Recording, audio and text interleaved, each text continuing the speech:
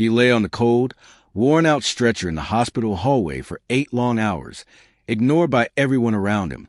A war hero who once piloted helicopters to bring his comrades home was now scolded by nurses for simply asking for a glass of water. When he quietly groaned in pain, they told him, "Don't be a bother." The man who had saved dozens of lives was left abandoned, as if he were invisible.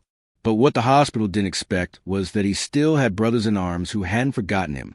The next morning, as the sun rose, the city stood in stunned silence, watching a convoy of military vehicles quietly pull up to the hospital gates. No protests, no noise, just a solemn and powerful presence. What happened next shocked the entire nation and changed a broken system that had long been neglected. John Miller may not be a household name, but to those who serve alongside him, he stands as a symbol of unwavering courage and dedication. At 68 years old, John is a retired helicopter pilot who faced countless dangerous missions across the Middle East and Southeast Asia. Over more than 3 decades of service, he not only saved dozens of comrades with his exceptional skills and extraordinary bravery, but also inspired everyone around him with his resilience and unbreakable spirit. After leaving the military, John chose a peaceful life with his family in a small town. But fate brought him to the hospital following a severe heart attack. Instead of receiving the dedicated care a national hero deserves, he endured hours of neglect, cold treatment, and disrespect in the very place meant to be his safest refuge. John is more than just a veteran. He represents millions of American soldiers who sacrificed quietly and are now forgotten. His story is a powerful call for justice and gratitude that those like him rightfully deserve. John Miller was rushed to the hospital on a cold, rainy evening after suffering a heart attack while stepping out of a grocery store.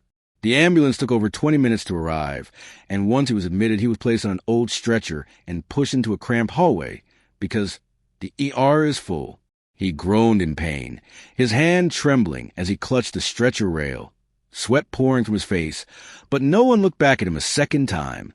An hour passed, then 2. The pain settled deep in his chest, radiating down his left arm. Yet John still lay there, untouched by any doctor. When he managed to lift his head and whispered to a young nurse passing by, "Please, I need to be seen," she glanced at him and said coldly, "You're not a priority case." No explanation, no compassion. For hours in, his breathing became labored. He tried again, this time louder. I've had heart issues. I'm a veteran." An older nurse finally approached, visibly annoyed. "Everyone here has problems. You're no more special than anyone else.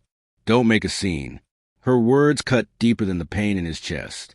John, who once piloted medevac helicopters through enemy fire to rescue wounded soldiers, now had to beg for a sip of water 3 times before being ignored.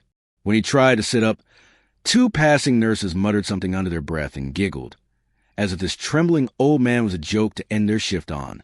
One of them sneered, "Thinks he's a hero, wants 5-star service." By the 7th hour, a junior doctor finally approached him, but instead of checking his vitals, the doctor flipped through his chart and muttered, "You've had PTSD before? We'll transfer you to the psych unit first." John stared, stunned. "I'm not unstable. I just need a cardiologist." But the doctor was already walking away.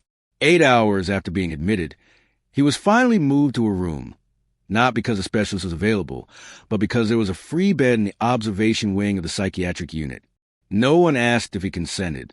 They simply wheeled the stretcher in, locked the door, and left him alone, surrounded by the screams and chaos of the mentally unstable.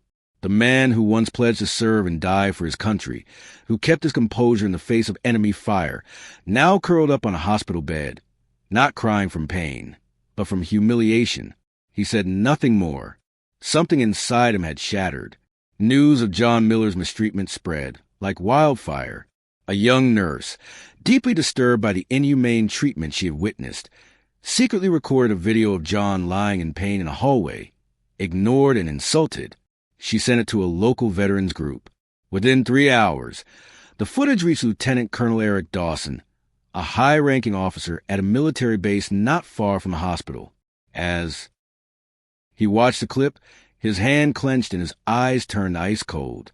"He was one of mine," he said, with no warning, At precisely 5:45 p.m., over 20 military vehicles pulled up in front of the hospital. Camouflaged Humvees, command trucks with American flags, and soldiers in full uniform stepped out with unmistakable resolve. This wasn't a protest. This was an official response.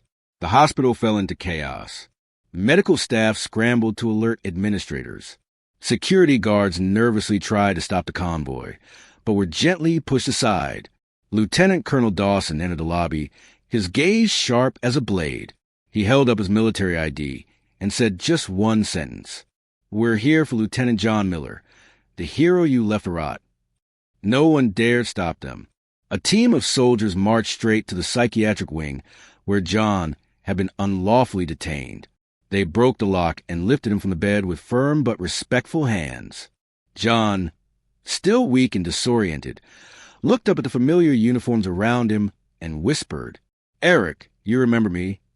A terrified nurse dialed the hospital's director. A doctor rushed over and tried to block their path. "This is a medical facility. You have no authority here," he shouted. Lieutenant Colonel Dawson halted and turned. His voice, calm but cutting, filled the hall. "No authority? This man saved 13 lives under enemy fire. What authority gave you the right to lock him in a psych ward, without diagnosis, without paperwork?" Every security camera recorded the powerful scene, rows of soldiers forming an escort, walking John Miller out of hospital doors like a general returning home. As the Humvee door closed and the convoy rolled silently out of the hospital grounds, the crowd of patients' families watching from the street broke into applause. They didn't know the full story, but they knew one thing. Justice had just spoken in the strongest language possible. The hospital was shaken to its core after the Army's unexpected arrival. The board of directors held an emergency meeting that same night.